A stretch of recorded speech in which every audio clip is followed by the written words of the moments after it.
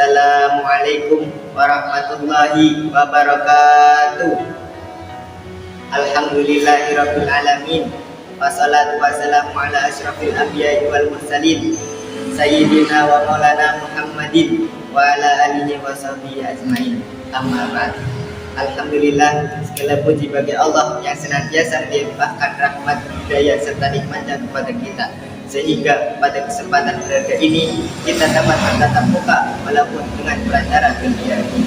Salawat serta salam marilah kita haturkan kepada junjungan kita Nabi Agung Nabi Muhammad sallallahu alaihi wasallam yang telah membimbing kita dari jalan yang sesat menuju jalan yang benar.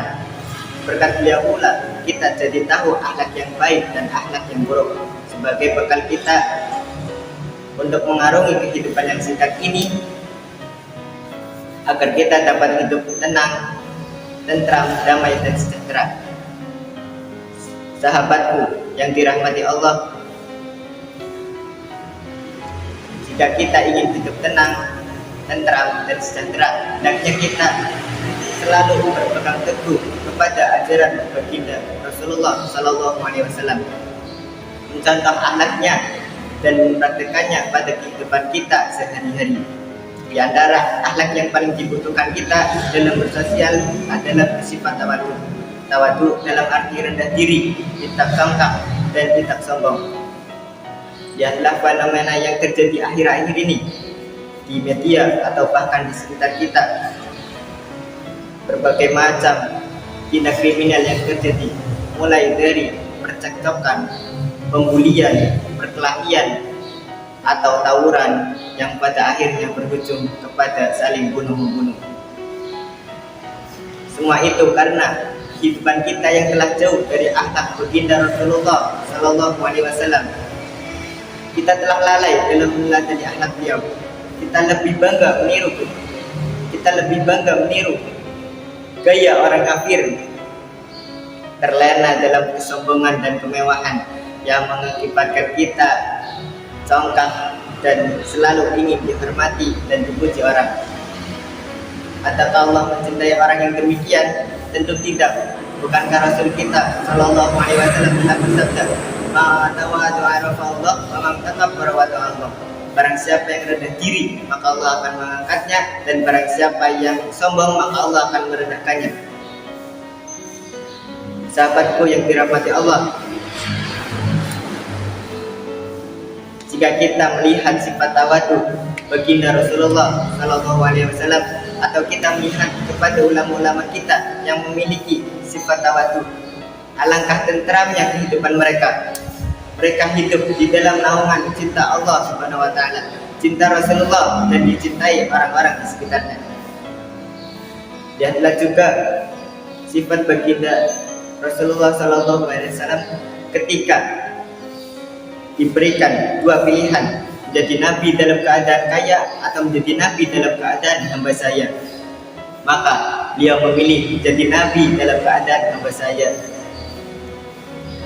Lihatlah pula hadis yang diriwayatkan oleh Sayyidatuna Aisyah bahwa baginda Nabi Rasulullah Sallallahu Alaihi Wasallam apabila berada di rumahnya, maka beliau mengerjakan pekerjaan rumahnya sendiri, membersihkan, melipat bajunya, memerah susu kambing, menyapu rumah, menjahit sendalnya, bahkan menyiapkan makan minum hewan pun beliau lakukan sendiri. Padahal beliau adalah sebaik-baiknya makhluk, pemimpin para rasul, yang mana jika beliau mau memerintahkan sahabat-sahabatnya untuk melakukan itu semua, maka mereka akan berebut-rebutan membantu beliau. Akan tetapi beliau tidak mau, beliau selalu rendah hati. Di antara sifat tawadu Rasulullah juga bahwa beliau selalu berbaur dengan semua kalangan, kaya ataupun miskin, muda ataupun tua. Bahkan beliau juga bermain bersama anak-anak kecil. Bagaimana beliau tidak dicintai Allah Subhanahu wa Ta'ala, bagaimana beliau tidak dicintai sahabatnya, bahkan orang kafir pun mencintai akhlak beliau, baginda Nabi Rasulullah Sallallahu Alaihi Wasallam. Maka kalau bukan beliau, siapa lagi yang akan kita tiru? Sahabatku yang dirahmati Allah, oleh karena itu, jika kita ingin memiliki sifat tawadu, hendaknya kita melatih diri kita sesuai yang disampaikan oleh Al-Imam Al-Ghazali dalam kitab yang fenomenal Ihya Ulumuddin, yaitu hendaknya kita selalu merasa hina dan tahu diri. Kita hanyalah hamba Allah Subhanahu wa Ta'ala yang sewaktu-waktu dapat dilumpuhkan kekuatan dan kekayaannya. Kita sadar bahwa itu semua adalah titipan yang kapanpun dapat dimusnahkan.